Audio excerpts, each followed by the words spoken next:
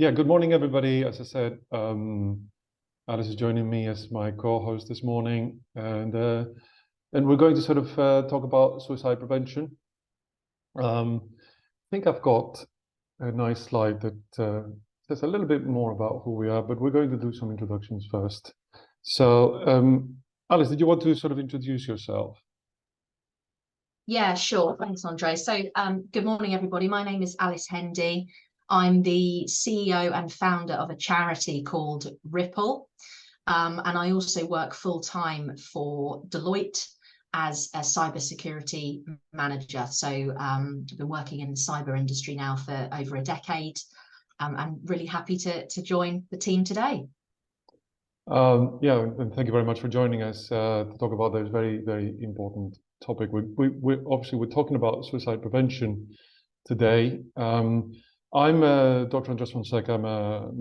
By background, I'm a consultant psychiatrist, and I'm also the co-founder and the CEO of Thrive, and we provide mental health support for employees, and we do this through we have a digital hub. And then that digital hub provides access to different programs that people can do and to improve their mental health, but also provides access to our therapists that will be able to sort of provide support and psychotherapy to those that need it, that come to us. So I mean, we're going to talk about a topic that is difficult, and obviously there might be times when we mention things that may be distressing for individuals, and it's just about reminding everyone to sort of take care of themselves, and to if you're finding it overwhelming, please sort of you don't need to stay. You don't need to explain yourself either. You can very well leave. And we have, I'm hoping on the next slide, some information about things that you can, services that you can utilize if you're finding the topic very distressing, or you're very worried about somebody that you are caring for, looking after. These are the helplines that we believe are the most helpful, and we endorse them. So just put them up here first, so that everybody can have that information up front. But yes, I don't know if you wanted to say anything else, Alice, about just the topic and the fact that it could be quite difficult for people. Yeah, I mean, it's always a tough topic, isn't it? And it's not a pleasant one, but the reality is that it's so needed. It's such a desperately needed conversation. So, as uncomfortable as it is, really grateful for you being here today, listening to what we have to say, and hopefully it will give you the support, the tools, the techniques going forward to make sure that you can support both yourself and other people. But these support services that are on this slide at the moment are absolutely fantastic. It's a strength, not a weakness, to actually reach out to these people should you need to do so.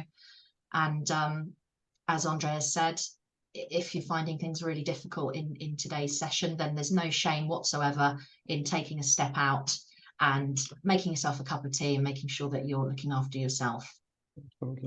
Absolutely. Okay.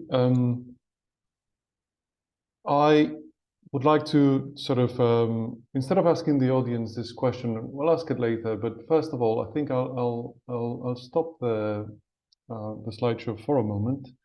I hope that worked. And just Alice, would you mind telling us a little bit about your background? I think you told us a little bit about what you do in your day-to-day life. You mentioned Deloitte and being IT security there. But yeah, just take us a little bit through your background, if you don't mind. Yeah, so I'll start with what I find easier to talk about, which is my kind of professional background. So let's do that. Been working in cybersecurity now for over 10 years. I've spent time working in global banks such as HSBC, Barclays, insurance firms, consultancy firms, and I'm currently now at Deloitte managing our cybersecurity for our internal staff members. So making sure that they're keeping safe from nasty links and nasty people that are trying to catch our data and get our money and so on. Yeah. The reason, though, that I'm here to talk to you today is because I've set up this charity called Ripple Suicide Prevention. And like many people that have set up charities in this topic area, it does come, unfortunately, from lived experience. So on the 25th of November 2020, can't believe next month it will be 3 years, but I received a knock at the door from 2 police officers at 5:28 in the morning, and they told me that they had found my brother Josh and they believed him to have taken his own life. So obviously from that moment onwards, my life has never been the same again. Josh was 21 years old. He was my only sibling. And with my background in IT and cyber, I became completely obsessed, really, with looking through Josh's devices, his phone, his laptop, just desperate, really, to try to find out what was so bad that he decided that this was his only option. And when I did that, I found that Josh had been researching how to end his life on the internet. And he was given tips, encouragement to do it. He was even given pain scales for each method of suicide to help him make a decision. And it was that, really, that sparked me into action and where Ripple was born.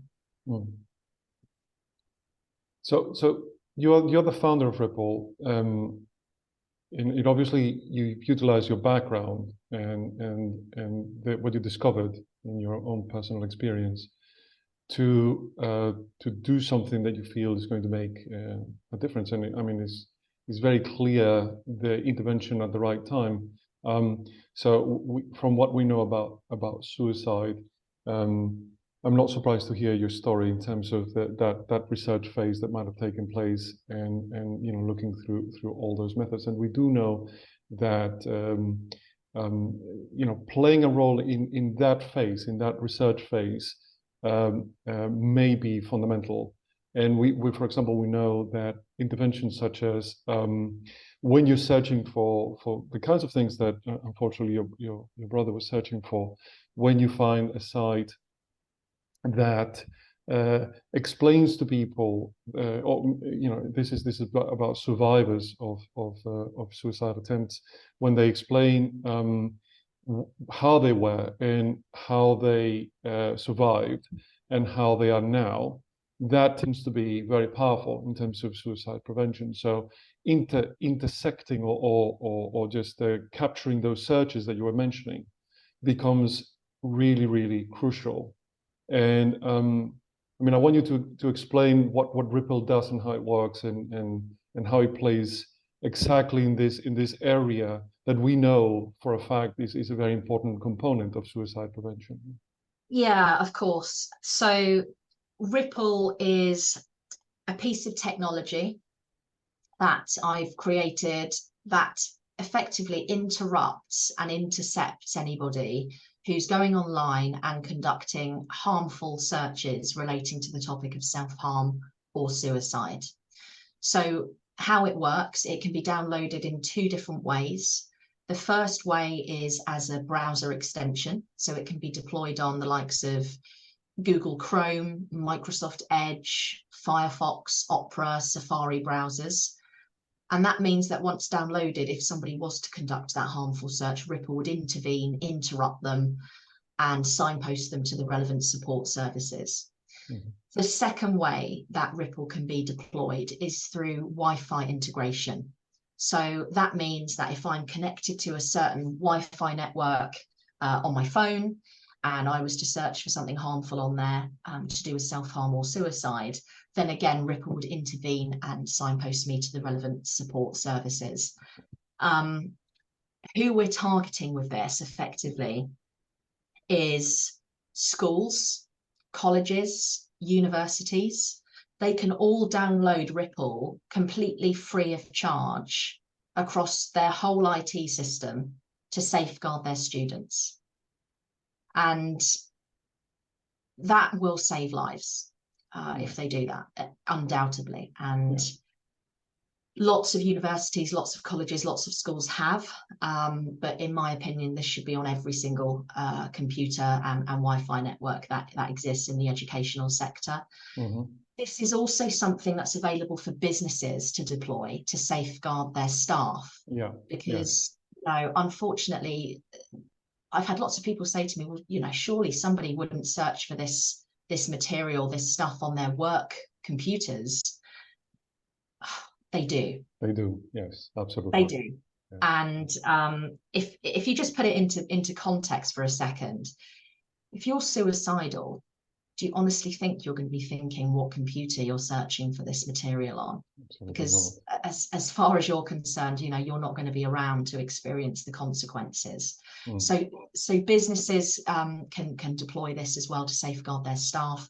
And from a Wi-Fi perspective, we're working with the likes of Network Rail to put this on train station Wi-Fi, football clubs to put this on their football stadiums to protect their fans every week, coffee shops currently in conversations with Starbucks to put this on all of the coffee shops around the country. The more this is downloaded, the more lives it's going to save, to be honest. It's a very simple idea, and it's one that I wish every day was around 3 years ago. Because I do truly believe that my brother would still be here if it was in existence then. That's, you know, that's the, I mean, as I said, it seems to be a key point in terms of intervention, you know, and prevention to because we know that people are using searches to do exactly, unfortunately, what your brother was doing. So it seems like a pivotal point to sort of intervene. So it's a great initiative, and yeah, something that can definitely save lives. I mean, I want to sort of discuss a little bit about why it's important to bring the focus onto suicide prevention. And for me, sometimes this discussion, so sometimes it's felt like, or in many discussions that I've had, anecdotally, some people might say, you know, if somebody's determined, there's nothing that you can do. I've heard that many times. If somebody is, they're not going to tell you. And also it's about those conversations that you may have about, well, if I ask, you know, it's going to make it more likely that something will happen. So, I mean, from my point of view, it's important to realize that you can, and there's good evidence that you can change those outcomes, and there are quite simple things that we can do to change those outcomes. Even though there's a background of that research when you've been feeling quite low, and maybe you've been consulting these websites, and hopefully we got you there thanks to a service, thanks to something like Ripple. You know, the act itself is quite impulsive, and we know that any delay that anybody can introduce in that can make all of the difference, really. So you know, just a simple conversation can save somebody's life. So it is important to focus on suicide prevention because it works, I suppose, is the fundamental answer, and because it is worth the investment and the effort to do it. It does pay off. I don't know if you have any comments about this, about whether you've encountered any resistance to the idea that suicide prevention can be effective, for example. Yeah. It's a tough one because I think we're on a real journey in terms of the conversation around mental health, and actually specifically around suicide prevention. There's still huge stigma associated with this subject. Yes. And there's still a lot of organizations, unfortunately, that don't believe it's an issue, and don't, or an issue that they can't do anything about. That's the other thing that you encounter. Yeah. Or that is within their remit. Yeah, that's the other one. Exactly that, right? And a typical example of this would be social media companies. Yeah. So, you know, their response to me, actually, previously on many occasions has been, we do more than enough. in mental health. We're a social media company. We're not a mental health company. However, it's been statistically proven that the use of social media does impact mental health quite considerably. So they should be prioritizing mental health. So that's a whole different discussion, and I'm sure I could speak for another hour on that one just alone. Definitely, yeah. That just highlights the issue really that we've got here, is that it is still a stigmatized topic, and it's events like today and conversations like we're having today that will gradually break that down, and we will get to a stage eventually where it is okay to talk about this stuff. You know, is suicide prevention something that anybody can do something about? Absolutely. That's the point, isn't it? That is absolutely anybody can save a life. Yeah. Anybody. It is a completely and utterly preventable thing to happen. So if we're educating people in the right way, we're making the topic normalized, we can all do our bit to prevent suicide and to stop this happening to other families, so that they don't effectively feel like me and my parents do. Yeah, I mean, it's important to say here that one should not blame oneself. So there's two sides to that coin, right? So the fact that, yes, you know, everybody has the opportunity to intervene and to save a life. Sometimes things happen and you've tried your best and, you know, you still didn't get the outcome that you wanted. It's important to also realize that, you know, we're all human and we all have our limitations.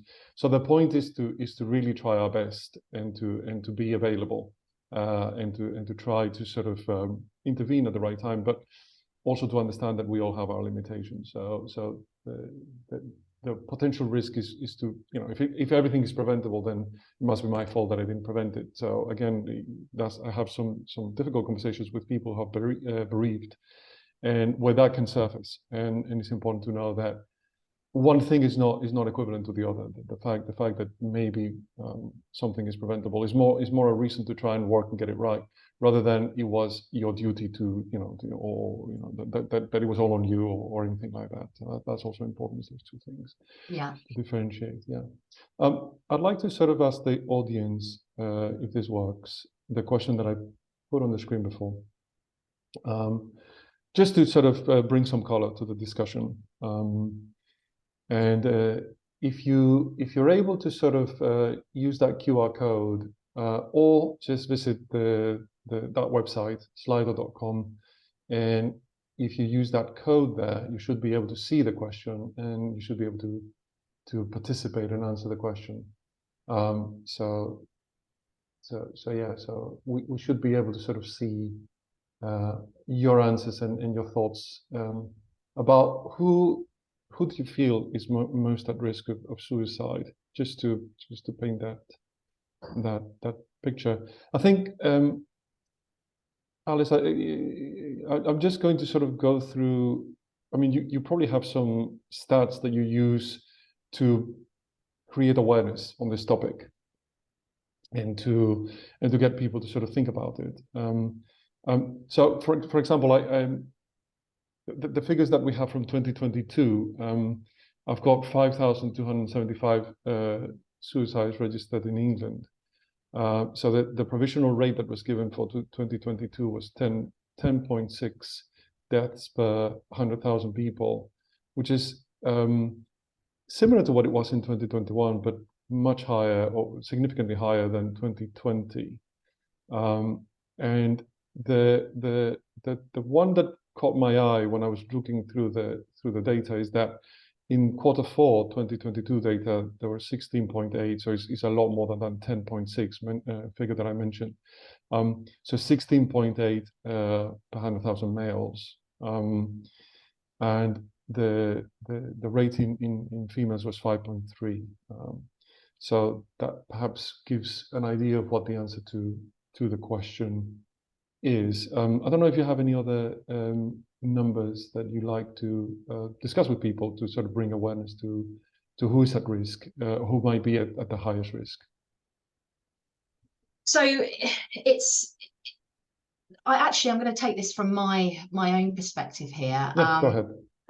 another factor that often goes unnoticed actually is if you have been bereaved by suicide, you are 67% more likely to actually end up taking your own life than those who have not been bereaved by suicide.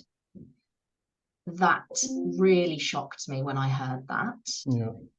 But actually, there was bits of me that thought, well, I can kind of get that. I can kind of get that. So that's a really shocking statistic, which I came across. The other one, which is directly relevant to why I've created Ripple, actually, is there are 1.2 million internet searches for ways to take your own life conducted every single month on the internet. Right. Because if people want to get information on how to do this, they go online to do that. Yes. And that's one of the reasons why I've created Ripple. So as well as, you know, the bereavement by suicide, there's also huge risk of men in particular. 75% of suicides in this country are male. Yeah. You've also is what I was saying, that 16.8 versus 5.3. Yeah. Yeah, huge. And you've also got an increase in the likelihood of people ending their life actually if they've got an addiction related to definitely. drugs, gambling, alcohol, you know, you name it.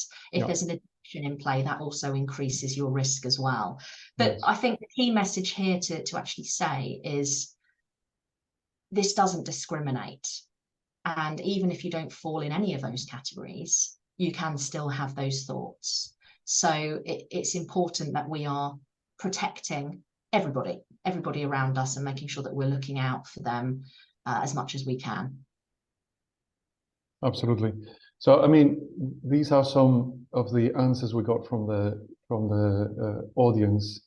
So first one, anyone who's in so much pain that can't see another way out. I think that's an important one to consider, because whilst we might talk about, you know, men being more at risk than women, people with addictions being more at risk, people who are homeless are also a lot more at risk. People who have self-harm before are more at risk. People who have a chronic mental health condition are more at risk. People who have chronic pain are more at risk. And as you were saying, so you know, if you have a bereavement in your family because of suicide, then you're more at risk as well. So all of those are important, but it could be anyone. I think that's the point that the first one is driving. Or this one here, this is any one of us.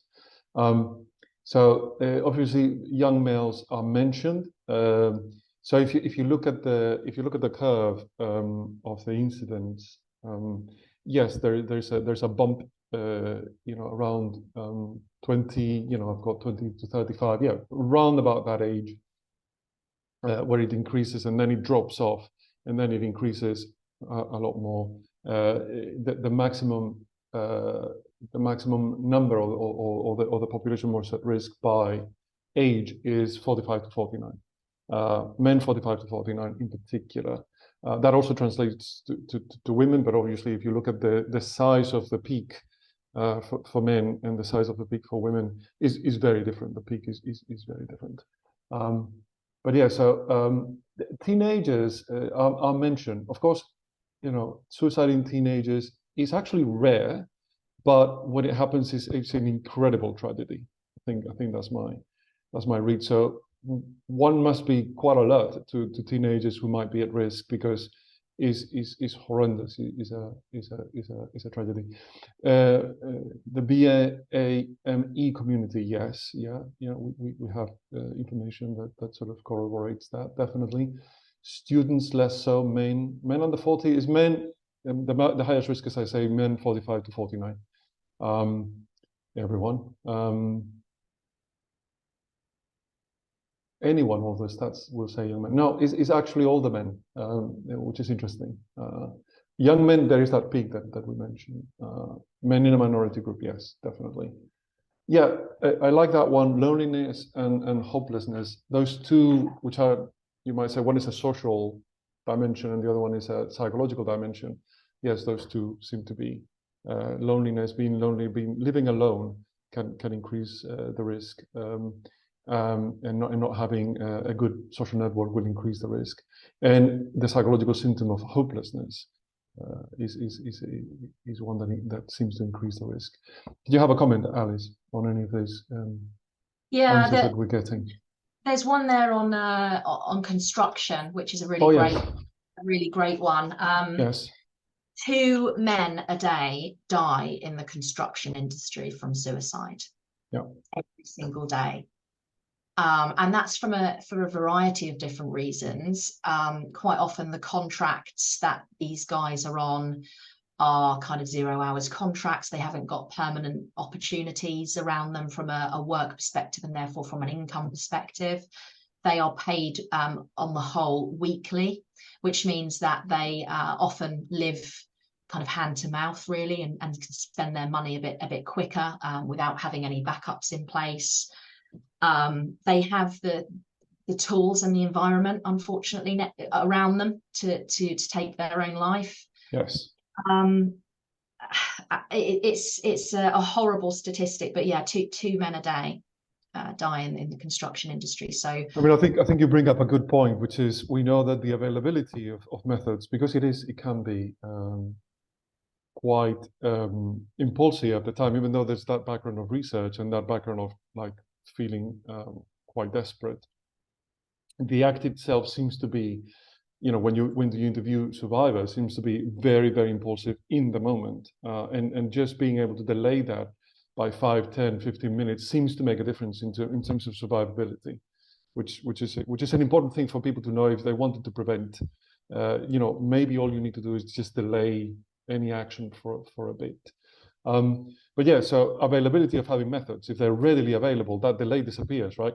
And the government introduced this measure where you cannot buy too much paracetamol in one go, and that has made a big changes to suicide, because of the availability of being able to buy lots of tablets at the same time. And the other thing that changed and that significantly changed the suicide rate was making when you have gas at home, making that gas less toxic was a big thing that changed the rate of suicide. So having a readily available method is a risk factor in itself, and that's why you're saying construction. Yeah. But in other areas that may also play.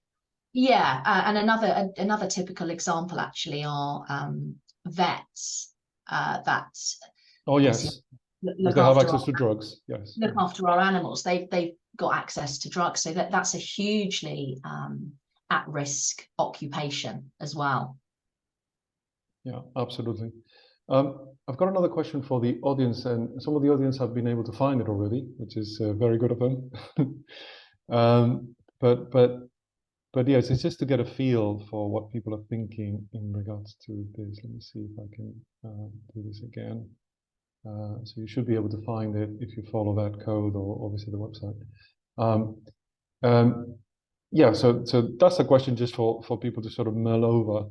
But I wanted to ask Alice, you've probably been encountering some myths when you've been trying to sort of raise awareness about suicide prevention. What are some common myths that people may talk about when talking about suicide?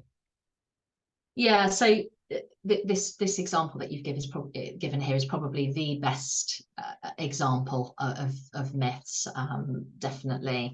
But there's some others as well.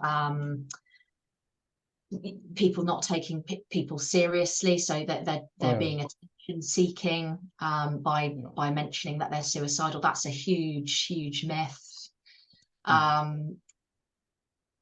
Which is really hard. That's a very good point. So you're not really suicidal. You're seeking attention, and we know that voicing. We know one of the risk factors for suicide is voicing. Exactly that, and the advice that I would give for that particular example is, please, if anybody has got the courage and the bravery to actually come forward and explain how they're feeling, you must take that seriously.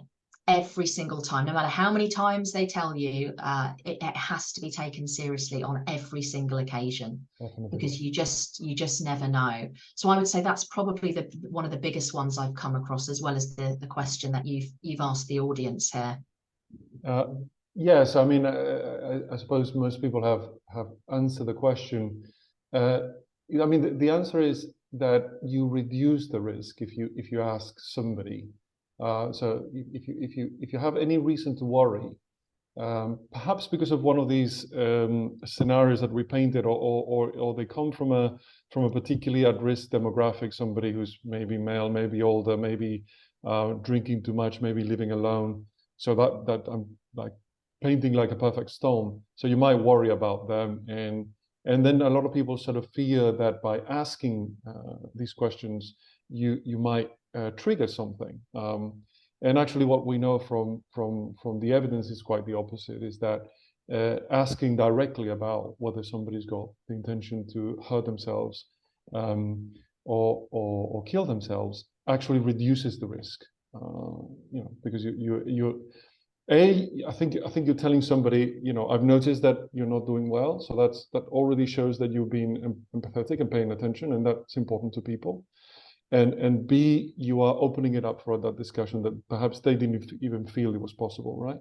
But I don't know if you have any comments about this yourself, Alice, about why this question can be very, very powerful in terms of suicide prevention. Yeah, it can be hugely powerful. And I think we've got one example in the chat from Kim, who has said that, asking this question has actually saved her husband's life. And it is as serious as that.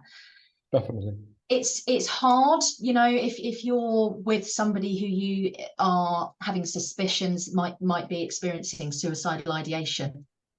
That's a hard thing to have the courage to actually ask them if they are, but it's so important. It doesn't put the idea in their head. No.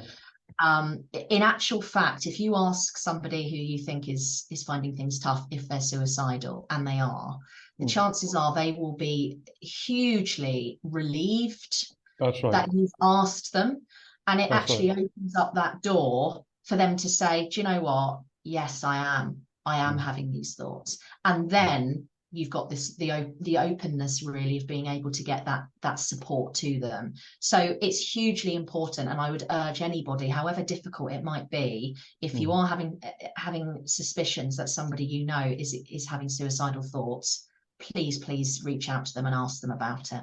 Yeah, I mean, one thing that I tend to sort of say, if you really find it, because a lot of the times is that we are finding it difficult to ask the question. When the question is asked, I mean, I'm a psychiatrist. I asked this question many, many times, believe me.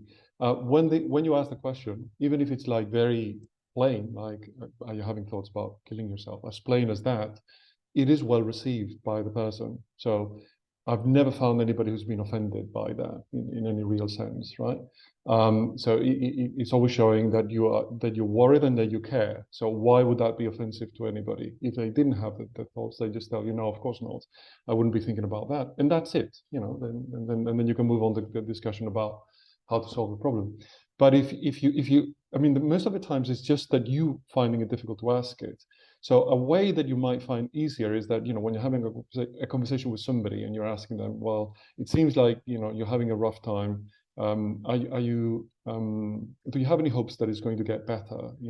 Are you finding it, how can this situation be made better? Are you hopeful that it's going to improve? Or are you feeling quite hopeless? If it's hopeless, or they're feeling that they can't see a way out of it, well, I mean, sometimes when this happens, do you feel like life is just not worth living anymore? And that's an easier question to ask than perhaps, are you thinking about killing yourself? Do you feel like your life is not worth living anymore? And they might say yes. And, and then you can follow it up. Well, if that's the case, have you ever thought about hurting yourself or harming yourself? So you get to that question in a way that you might find a little bit more comfortable, rather than, I mean, again, from their point of view, either way will be fine. But from your point of view, you might find that escalation of questions easier for you to sort of broach the subject. I don't know, might help. I don't know if you have any other advice, Alice, that you might sort of want to share with the audience about this. I think it just goes back to being brave, because it can be really tough Yes, to ask this question to somebody. Really tough. So definitely. if you feel like it needs to be asked, ask it, please, because it does save lives. Yeah, I think if it pops in your head, it's probably an indication that you need to ask it. Yeah. So I think we're going to sort of open this one up as well, right away, because we're going to sort of talk about uh, actions. But perhaps while people sort of think about how they would encounter, how would they sort of think about the situation, Alice, you and I can talk a little bit about some myths around suicide. I think we've talked about the question, we've talked about that. We have talked about the fact that it is preventable. We talked about the fact that, you know, having that conversation and a short intervention can be very powerful. As the person on the audience says, just asking the question has saved somebody's life. But I wanted to ask you something about the language when discussing suicide. You know, what can we do there? What is the best way to discuss this? Perhaps at work, perhaps in a school setting where you go and talk about these topics. What do we know it's useful in terms of, you know, the language around suicide? Yeah. So language is a difficult one because, as we've mentioned in the presentation today already, there is still stigma surrounding the topic of mental health and suicide prevention. So in order to break down those barriers and reduce the stigma, we are trying to create a bit of a shift in terms of how we talk about this topic, which is hard to do, and it will take a lot of time. There's a couple of examples that I've got here that I can share with you. And just to be really clear, these are terms and phrases that I would openly and will openly admit to you that I used, right? So before I lost Josh, I would use these exact terms because I didn't know any better and I was not educated in the correct language. So a typical example of that would be, this person has committed suicide. Yes. Right? Or commit suicide as a term. Lots of people still say it. I hear it pretty much daily in my role at Ripple. Why is that a problem? It's a problem because the term commit suicide would indicate that the act of suicide is a crime. And suicide has not been a crime in this country since the 1960s, actually. We don't say committed cancer or committed a stroke, and therefore we shouldn't say terms such as committed suicide. So what we could say instead is died by suicide, which is a very subtle change, but can make quite a big difference. So that's one example. Other things to steer kind of clear of here actually is around methods of suicide. And this can be found in the Samaritan's media guidelines as well. Sadly, lots of the press and certain papers don't seem to read this. Mentioning methods of suicide, whatever it is, should never ever be said. No, it's a really bad idea. Yes. It's a really bad idea. Really bad. It's also very unpleasant for people who have been bereaved by suicide because you're instantly thrown back to that particular moment. Absolutely. And that imagery that you might have with your loved one. So anything to do with methodology of suicide should be avoided at all costs. You've also got another example from a language perspective would be around, you're not thinking of doing anything stupid, are you? You're not thinking of doing anything silly. Yeah. That can really add shame onto the individual who might be experiencing suicidal ideation. For sure. So just going back to what we've just spoken about on the previous Slido question, actually just asking them outright, are you experiencing thoughts of suicide? Yes. Is a much better way of actually talking about that subject, because in their mind, you know, their thoughts of suicide is not silly. No. It's not stupid. It's very real. Yeah. And that needs to be respected, and that person needs to be supported in the right way. Yeah, and at that time, that's I think that's a very, very good, very important point. At that time, they might feel is very well justified, and in some cases, when you interview people that have survived suicide attempts, they will tell you that they felt that they were doing the right thing for their families, for example. Because, for example, if they have a condition whereby they feel like they're a burden or a failure or a real drag on their families, then they feel that this is it's not just that they're doing it, you know, in any selfish way. Sometimes suicide is described as a selfish act, and again, that's very, very unhelpful. So it's more about I think this is the best thing for my family. I cannot tell you how many times I've heard that in a consultation, being convinced that this is the best thing, you know, given the fact that you're such a burden, from your point of view, that this is the best thing from, you know, for your family or for your loved ones. So if you ask them, are you thinking about doing anything silly? There's nothing silly about wanting to sort of you know, preserve your family and improve their lot, which is the frame of mind that they might be in. Yeah, absolutely. Yeah, and the selfish aspect here really angers me, actually, because I've been told by numerous people, oh, you know, it's quite selfish of Josh to take his own life. That's terrible. It was really selfish of him to do that. That's just terrible. Yeah, it wasn't selfish of him, actually. In actual fact, if you look at Josh and many other people who have very tragically lost their lives in this way, because they believe they're a burden on their family and their friends, they're actually selfless. Yeah, because they're 100%. they don't wish to be here anymore for you, because they think that they are a burden on you. That's right. So they couldn't be further from selfish, actually, if you tried. So it's just being mindful of how you speak about people, particularly if they've been bereaved by suicide. Because I can tell you, when people told me that Josh was selfish, that affected me for days. Absolutely, is one of the worst things that you can say, and is, you know, as you quite rightly described, that is absolutely wrong. It's not the framing at all. Yeah. Okay, we've got some good answers here. So remind them that they're loved and supported, and ask how you can help. But I think that's a good approach. Listen is very important. Just listen, and then, you know, help them get the support that they need, signpost to where they need to go.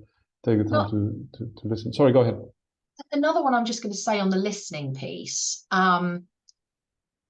It's been mentioned a lot here, which is brilliant, because that is exactly what you should be doing. But another key point here is, don't make it about you. 100%. Do not make this about you. Don't compare it to what you're going through or what you've been through before, because it's just not relevant. It needs to be all about that person. And if that means you are staying silent for 5-10 minutes or even more while that person gets off their chest what they need to, then so be it. But, you know, what might be really small, a small issue for you, might literally be the end of the world to the person that is suicidal ideation. So it's just not the same. And make sure that you're focusing on the person that's talking to you, as opposed to your previous experiences, because they won't help. Yeah, I mean, I like this that it says precisely that. Don't try and fix things. Don't try and, you know, you might think, oh, this is the problem that they're bringing to the table has an easy solution. I can see it. I'm just going to give them some advice about that. Yeah. I think signpost to professional agencies, show empathy, listen, give them space to talk is a much better approach. Yeah. Yes. Yeah. Definitely. So I think we've got some very good answers here. Listen. So listening seems to be very high on the agenda, and give them support, give them time. It's the top thing to do. So that it's really good. It's really good to see it. No, absolutely. Take them seriously. Absolutely. Stay calm. Yes, definitely. And just take interest. Don't judge. Very, very good. Yeah. Yeah. But take the time to listen. Absolutely. That's excellent. So, just juggling with my setup. Okay. So we're very clear. We're going to approach, listen, have the conversation, signpost. Um, I don't know if whether, I mean, it's difficult to do. This is only if you've been trained to do this, but there's something around the safety plan, and you might be handed this if you're a relative to somebody who's been through a consultation, and somebody who's maybe well supported at home, what that safety plan looks like, and it usually has a number of things that the person can do to when the thoughts are very prevalent, that they can do to sort of work through those thoughts in the moment. So they may have that, and so it may be something that is already been created. And maybe if you're supporting somebody like that, it'd be about familiarizing yourself with the safety plan that they have. And it'll also include things like what specific contacts. For example, if they are working with a mental health team, it'll be how to seek help when things are really not going well, but also what specific aspects of the care plan can be implemented by a carer. That might be very important as well. So familiarizing yourself with that care plan, with that safety plan, might be something if you find yourself in that situation. And the other thing that perhaps I haven't seen is the taking care of yourself part. I think that's very important. So you also, it's a very difficult conversation to have. Can be very distressing. There was an advice there to stay calm. Sometimes it's very difficult to stay calm, and you might feel very overwhelmed about this and out of your depth, and worried about that you might do the wrong thing and this sort of thing. So it's about having self-compassion and about being able to take care of yourself as well. I don't know if you want to comment on this, Alice. Yeah, I think I get asked this quite a lot, how do you take care of yourself? And I'm not going to sit here and pretend that I'm, perfect at doing that, to be honest, because I don't think I am, in fact, far from. But I've heard a lot of people say to me, if you're struggling with your mental health and you're finding things tough, go for a walk, go for a run, go in an ice bath, go to the gym. None of those things work for me. I think the key point here that I'm saying is that it's different for everybody, right? Absolutely. There are times when I wake up in the morning and I can't get myself out of bed, let alone go for a walk, to be honest with you. Yeah. So what works for me instead? Putting on a feel-good film, ordering a pizza for my dinner, and that gets me through that particular day. Absolutely, yeah. So it depends on you and how your experience of mental health is. And if you can't go for a walk and you can't go to the gym and you can't go for a run, that is okay. Do whatever it takes to get you through. Absolutely. And that's why I was talking about when somebody, you're caring for somebody who may be at risk, that safety plan will include things like that are specific to the individual. Exactly that. So absolutely, yeah. Absolutely that. Yeah. I don't know if can you show the Ripple technology and just tell us a little bit about how it works and the concerns that people sort of may have about it, and perhaps sort of some of the myths or some of the assumptions that people may have about it. And I don't know if you can show it on the screen as well. I'm on the wrong computer to be able to do that. Oh, okay. Anyways, if you can talk us through, because I think the immediate concern that might pop into people's heads is, okay, it seems to be about tracking me in some kind of way.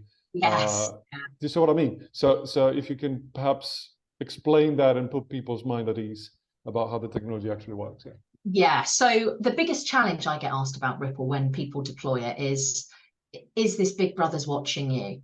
Yeah. Is it looking at what we're doing? Is it going through our photos, looking through your search history, collecting all of your data? It doesn't do any of that stuff, to be honest with you. So it is simply a tool that is triggered anytime that a word is searched for online to do with the topic of self-harm or suicide, and it's there as an individual prompt reminder that there is hope, that you are loved, and that there are some amazing support services there to help you. So data privacy, quite rightly, is on the agenda of lots and lots of companies at the moment, which it should be. That's the right thing. But from a perspective of Ripple, it doesn't do that. It's simply an individual reminder to get some support. Yeah. And if people, so we've heard your work in schools, in universities and other institutions, and you were talking about employers. So if people are interested to sort of perhaps lobby their employer about sort of getting this installed in people's networks and things like that, what can they do? Do they contact you? How do they do this? Yeah, you can contact us. Our email address is on the slide at the moment, info@ripplesuicideprevention.com. We've got templates that you can send to your organization, to your child's school, to your child's college, to your child's university, that will tell them exactly what Ripple is, how it works, and how they can deploy it. It's such a simple measure that can be put in place very easily that saves lives. It's as simple as that, and it's now had over 1.8 million downloads around the world in 18 months. It's available in 47 countries in 13 different languages, and it interrupts and intervenes harmful searches on a daily basis. Yeah. You just never know what people might be looking at, what people might be going through, and this is an additional layer of protection that they can put in place. So any questions, demos that you need, information, videos, collateral, drop us an email, and we'd love to work with you. Yeah, and just to say about us, you know, if you're, we offer this therapy service, and I mean, our aim is also to try and identify individuals much earlier than when they might be sort of at risk of suicide. So our attempt, or what we try to do ourselves, is to identify people who are in distress as soon as possible, and to try and offer them support as soon as possible. But also, if in your company, if your company has our service as well, you know, and I don't know if it's possible to do it with the Ripple technology, but we are one of the sources, but particularly for an employer, when somebody's like doing these searches, because we are there to intervene, even when things are quite difficult as well. So yeah. So you know, that may be possible to set up. I don't know if you do it especially for companies where they have services and they signpost to those services. So. Yeah, we can actually tailor the content that features on the Ripple tool to align with the services that are most bespoke to them. So there's lots of companies that we work with that have said to us, look, you know, we want Ripple, but actually we want to signpost people to our employee assistance line as well as yes. sources. Yeah, so we can absolutely do that and make it tailored, of course. We've got a couple of minutes, so we've got a few questions. The first one, I think I'll go through them and we'll see what we are able to answer. Would it be okay to use the term "lost their battle with mental health" or similar? What do you think, Alice?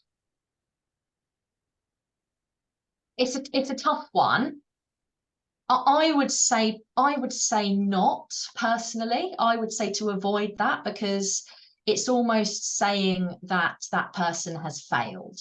Yeah, or that they're responsible in some kind of way. It's like, I lost my battle with cancer either, to be honest with you. You know, that thing that people say, because it's like, you know, it's not. I don't think the metaphor really works for what's going on there. If you have a condition that is affecting your health, I mean, it's not the worst thing that you can say, but it's not the worst thing. It's not the worst thing, and I think that's really key actually to say, is that you will get stuff wrong. Yeah, and And that's that fine. is That's okay. fine. We're humans, you know, when you're not going to have somebody, well, I hope not anyway, come back to you and say, oh, you shouldn't have said this to me. No, And, you know, it's not that kind of place. But absolutely. I personally would say died by suicide instead, just to Yeah, avoid all doubt. exactly. And I think that makes it very clear. You're clearly communicating what's happened. And I know that because it's tough to talk about, we shy away from it, but by saying it, you normalize it and perhaps you make it easier for Exactly somebody that. else to talk about it. Yeah. So we've got another question about, is there any data on the gender gap for suicide attempts? I've read that men are more likely to end their lives by suicide because of methods that they choose. Yes, I mean, this is true from what we know, that men tend to choose methods that are more violent and perhaps more likely to succeed, as it were. So whereas females tend to use methods like self-poisoning that perhaps you can rescue. That's part of the difference. It's not the whole difference, but yeah, that is part of the difference. Men in general are less risk averse and more risk seeking in general, and they put themselves in more dangerous situations in general. So again, this is not true for a particular man. This is important to say. This is only true on average. Yeah. Yeah. Would it prevent you from accessing sites that contain a reference to suicide but are supported? I think that's a very good question. Just I think that's the last one that we'll take, but I'll put it to you, Yeah. Alice. Yeah, I think it's a good question. It's a very good question. Ripple would not be triggered if you do a search relating to suicide that is kind of for general information. Ripple is more of a crisis intervention tool. So this is for people who are actively searching for how to end their life or how to self-harm. So if it's a more general term, then Ripple would not come up. It's only for those really harmful searches. Otherwise, I think I'd be annoying a lot of people. Yeah, absolutely. Yeah, that makes perfect sense. And I think the last one, I know I've run over, but I think is a good question as well. Can Ripple be installed on your own home's Wi-Fi to protect your own family? So at the moment, Ripple can be downloaded at home as a browser extension, and there's videos on our website that give you instructions on how to do that. So it's ripplesuicideprevention.com. From a Wi-Fi perspective, we're currently in pilot with an internet service provider to make exactly that happen. And it will work in the same way as parental control. Where, you know, at the moment you can use a parental control that filters, let's say, adult content. You'd be able to use a parental control effectively of Ripple, which will filter out self-harm and suicide related content and instead provide them with support. So it'll work in a similar way. Not there yet, but working every day to make it happen. And I've just seen another question come in. Is there a fee for schools? No, there's not. It's completely free for the whole education sector. So please do recommend it to your children's school, college and university. All right, well, thank you very much, Alice, for co-hosting with me, and thank you very much to the audience for the tremendous participation and their insights and for taking the time to sort of talk about this very difficult topic but very important topic. So thank you all very much, and I'll see you in another one soon. Thank you. Thank you for having me. Oh, absolute pleasure, Alice. Thank you so much.